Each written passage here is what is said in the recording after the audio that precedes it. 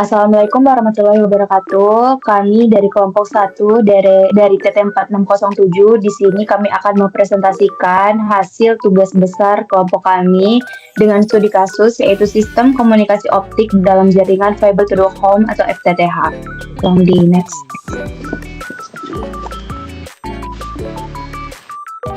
Di sini yang pertama ada daftar isi. Yang pertama itu ada pemilihan jurnal, ada analisis teori dan desain sistem, ada simulasi dengan opti sistem, dan juga analisis hasil simulasi.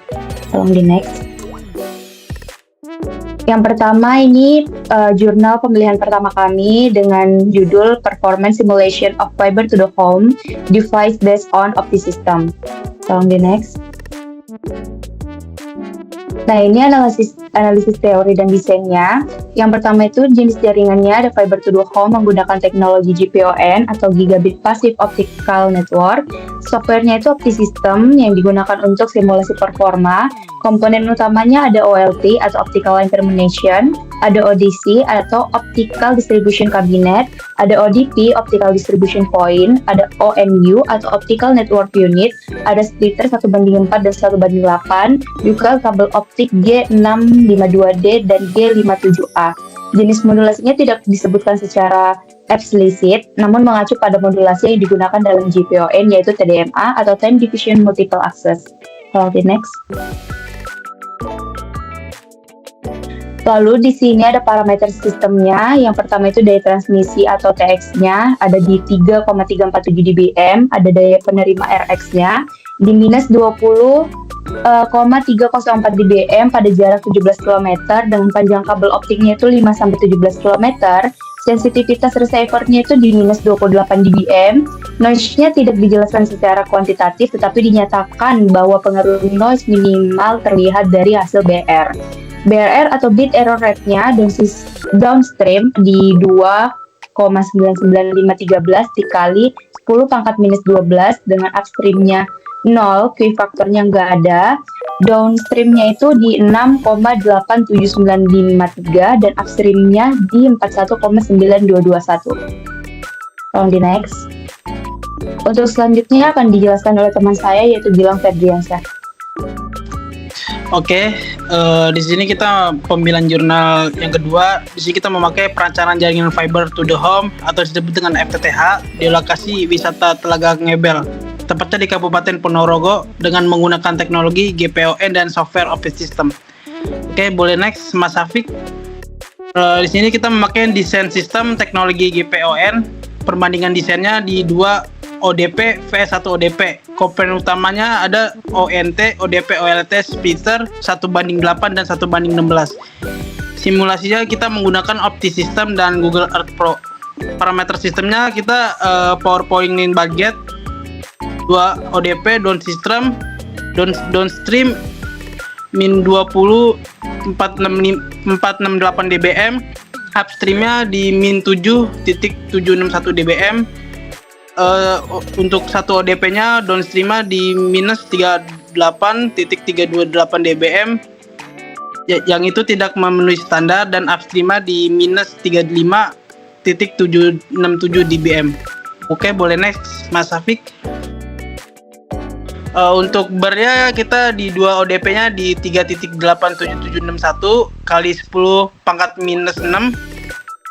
Di 1 ODP-nya kita dapat di 0,00181917 kali 10 minus min 1, yaitu kurang dari standar.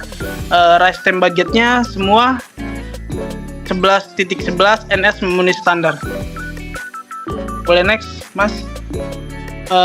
Untuk pemilihan jurnalnya kita memakai Performance Analysis of Optical Fiber Communication System based on Beer and Power budget model using different modulation formats. Next, Mas. Untuk desainnya kita di sini menggunakan OptiSystem dan MATLAB, evaluasi terhadap berbagai format modulasi. Yang pertama ada NRZ atau disebut dengan non-return to zero. Selanjutnya ada RZ yang disebut dengan return to zero. Jenis modulasi dan komponennya kita memakai modulasi NRZ dan RZ. Jenis fotodetektornya kita memakai PIN dan APD. Wavelength-nya kita mendapatkan 1005 150 nm dan 1310 nm. Kecepatan datanya di 2,5 Gbps, daya transmisinya di 0 dBm, noise additive gaussian, dan kondisi panjang serat hingga 129 km. Oke, next Safix. Parameter sistemnya key factor disesuaikan untuk mencapai beroptimal 10 pangkat min 9. Variatif tergantung panjang dan modulasi.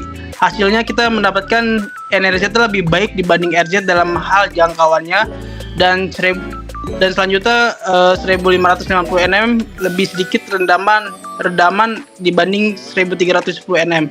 APD lebih sensitif dibanding pin. Oke, yang selanjutnya akan dibahas oleh Putra. Oke, untuk selanjutnya di sini kami menggunakan simulasi dengan OptiSystem. Boleh di next. Oke, untuk analis teori dan desain sistem, di sini kami memakai jurnal 3, di mana kami mengikuti simulasi yang sesuai pada jurnal, di mana kami mendapatkan key factor pada BER sebesar 12,82. Itu untuk di bagian downstreamnya, dan juga di 41,6036 itu untuk di bagian upstream, yang menandakan bahwa stabilitasinya yang cukup tinggi dikarenakan nilai dari si key faktornya lebih dari sama dengan 6. Boleh di next. Oke, untuk selanjutnya ini untuk di bagian receiver powernya, di sini karena kami memakai jarak di 17 km, kami mendapatkan nilai sekitar minus 16,454 dBm dan minus 6,373 dBm. Lalu yang ketiga itu minus 17,404 dBm. Dan ketiganya menurut kami masih di atas sensitivitas minimum, yaitu minus 28 dBm yang sesuai pada jurnal. Boleh next. Oke, untuk selanjutnya kami mendapatkan nilai 3,097 dBm, yang dimana itu juga masih di atas sensitivitas minimum, yaitu minus 28 dBm. Oke, boleh next. Selanjutnya akan dijelaskan oleh Syafiq. Oke, pada sekarang membahas bagian analisis hasil simulasi dan perbandingan. Oke, yang pertama kita akan membahas analisis hasil simulasi. Yang pertama, berdasarkan hasil simulasi pada software OptiSystem, sistem komunikasi optik ini downstream dan upstream menunjukkan performa yang sangat baik. Kemudian yang kedua, nilai BER-nya itu atau bisa disebut bit error rate pada kanal downstream adalah 6,01 dikali 10 pangkat minus 38. Sementara pada kanal upstream-nya sendiri mencapai 0, yang berarti tidak terjadi kesalahan pada transmisi. Yang ketiga, nilai key faktornya sebesar 12,82 untuk downstream-nya, dan untuk upstream-nya sendiri dia di angka 41,80, menandakan stabilitas sinyal yang sangat tinggi dan kualitas transmisi yang optimal. Selanjutnya, untuk daya yang diterima atau bisa disebut Alex Power sebesar minus 17,01 dBm, yaitu punya downlink, dan untuk punya uplink-nya sendiri dia di angka minus 13,09, berada dalam ambang batas standar yang ditetapkan oleh ITU-T di titik 984 dan PT Telkom.